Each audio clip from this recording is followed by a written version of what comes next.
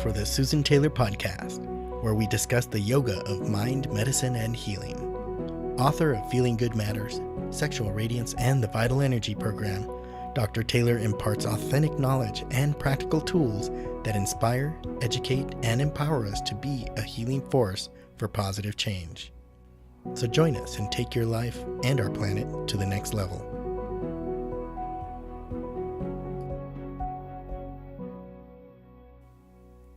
Hello and welcome to Podcast 52, Cholesterol, the Good and Not So Bad.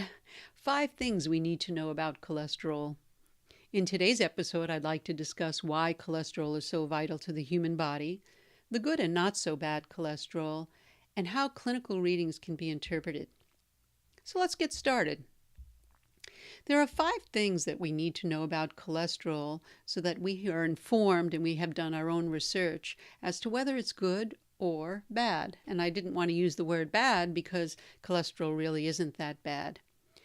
The first one is it's virtually impossible to explain how vital cholesterol is in the human body. And if you've had no cholesterol in your body, you would actually not be alive. No cells, no bone structure, no muscles, no hormones, no sex, no reproductive system, no digestion, brain function, no memory, nerve endings, no movement, no human life. Nothing happens without cholesterol. It's a vital and it's so vital, and we would die instantly without it. In fact, cholesterol is so vital to the body that our bodies actually make it. And as I mentioned last week, 80% is made endogenously within our liver and intestines. The body can't risk leaving it to chance that we should get it externally. So that's why it's made internally. Because if we depended on food sources, which only gives us 20%, that would not even be enough. So that's how critical it is. So the first thing we need to know is that cholesterol is extremely critical to our life and our functioning of all organ systems, or most organ systems. The second thing we need to know about cholesterol, as there's no such thing as good cholesterol and bad cholesterol. Cholesterol is cholesterol.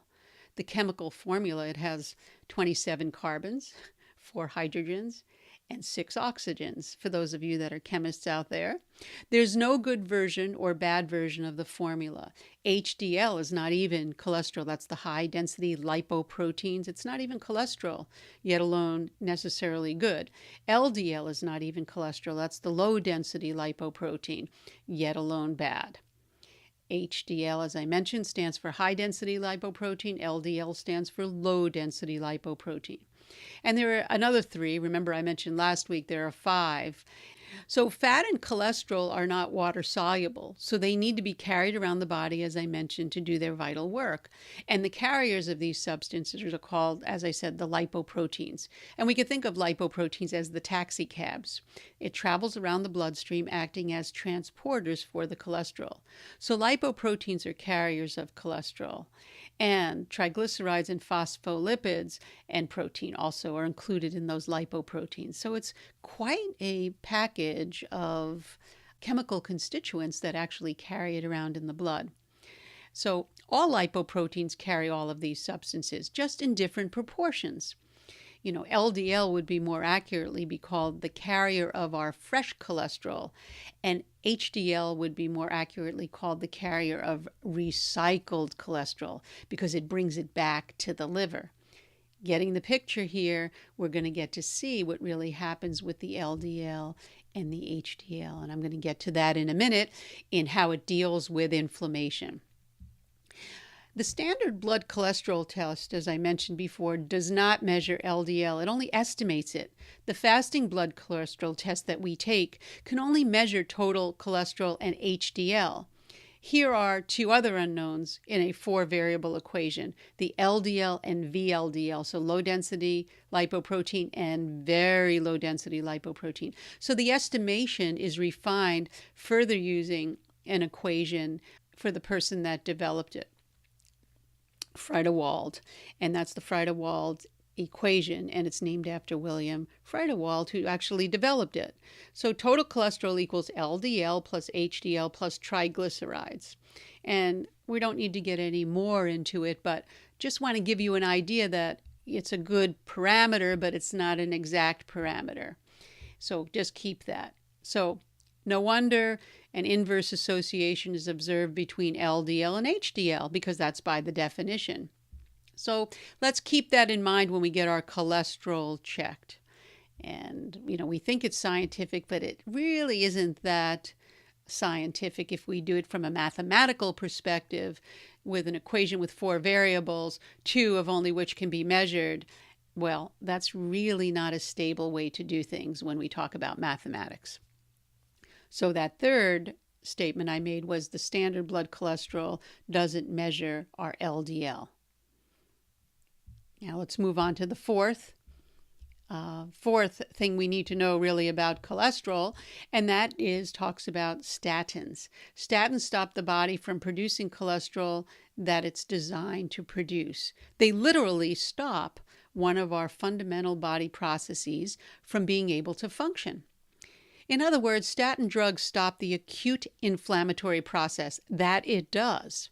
The main repair drive is LDL cholesterol, which is made by your liver. LDL is elevated because it gets signaled when there's inflammation, and it actually repairs. It treats inflammation in your blood vessels. And we, as a culture, have spent the last 40 years developing drugs that block our body's ability to make LDL cholesterol, our main antioxidant, made by the liver. If you think about it, anything that sequesters the problem of inflammation takes up is called an antioxidant. We'll talk about that next week. But the antioxidant is LDL.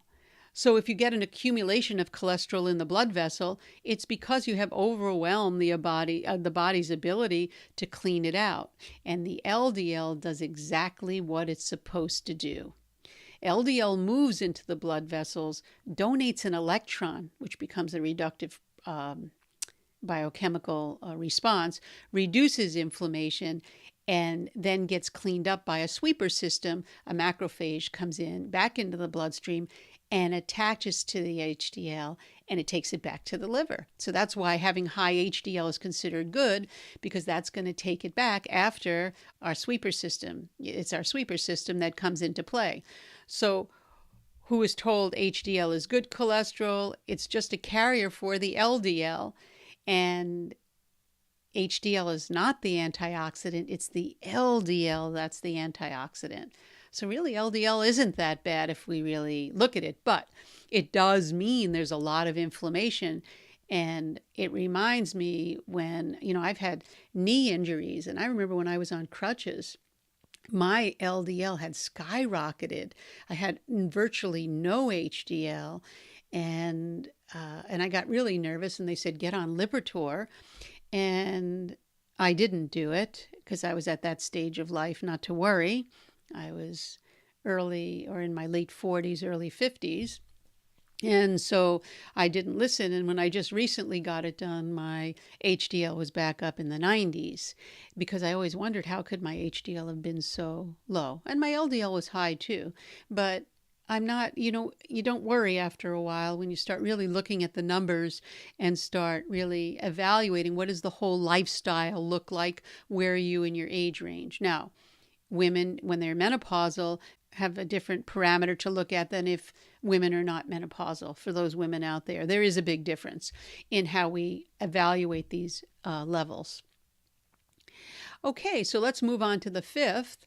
Cholesterol in food, as I mentioned before, has no impact on cholesterol in the blood, and we've known that all along. And you know who said that? That's a quote. I didn't make that up. Ansel Keys. He was the same man who did the Minnesota starvation experiment in the 1950s. And he tried to show that cholesterol in food was associated with cholesterol in the blood. He concluded unequivocally that there's not even an association, let alone a causation.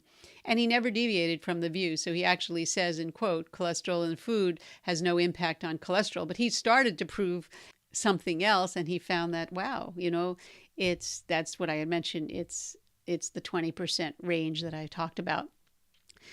Cholesterol is only found in animal foods, and it's actually, as I mentioned before, it's the vital substance for every living creature. So the only foods that Keyes could add to the human diets to test the impact of cholesterol were animal foods.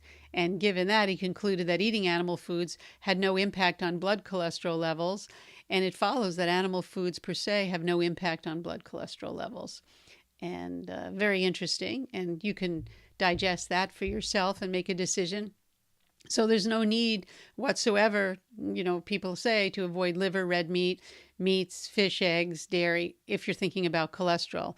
Morality and killing animals and doing other things, that's another whole agenda to really talk about at another time. I'm not coming from that perspective. I'm coming from purely a biochemical perspective. Cholesterol in your body comes from two main sources, your liver and your diet. Also your intestines in with the liver, but mostly your liver. Your liver, other organs and cells in your body produce 70% of the cholesterol in your blood. Now, if we look at that, when things change, the liver is really, I always called it my metabolic hotel. My work in my PhD was on liver metabolism. The liver is a phenomenal organ. And it also takes the brunt, let's look at psychologically, it takes the brunt of any kind of anger or irritation. When there's too much heat in the liver, it causes all sorts of problems. When women go through menopause, the liver, as we say, the liver yang increases, that heat increases. So by lowering that liver yang, you can probably produce and have a better system for controlling the cholesterol levels. Just some food for thought for you out there that are listening. We're approaching cholesterol, VLD cholesterol, or LDL, VLD, they don't really measure unless they need to. But, we're talking about all these cholesterol levels. Well, is anybody really looking at what's happening in the liver from an energetic perspective? And that's where the hot flashes come. Anger management comes through the liver in a traditional Chinese medicine approach. Very interesting. So maybe we should be looking at our liver. Anybody wants to hear about liver? Write to me and I'll do something on the liver. So the key is to do your research. In summary, I would like to say that there are the 5 things that we need to know about cholesterol. It's vital to every organ system, or mostly every organ system in the body. There's no such thing as good cholesterol and bad cholesterol. The standard blood cholesterol test doesn't measure our LDL, it estimates it. The 4th one is statins I'm not going to say if they're good or bad, but they do stop the body from producing cholesterol that it's designed to produce. Again, it decreases inflammation. That's what it was proven to do. And cholesterol in food has no impact on blood cholesterol, according to Ansel Keys. So again, the key is do your research. Any questions or comments, let me know. And that brings us to the end of this episode. Again, contact me at susantaylor.org for any questions, comments, or feedback. The content of these podcasts are really a result of what you're asking me to do. And I thank you again for listening. The podcast does come out every week. Again, any questions or comments, something you might want to hear, contact me. I do read them, and I can include your name or not, depending on if you'd like.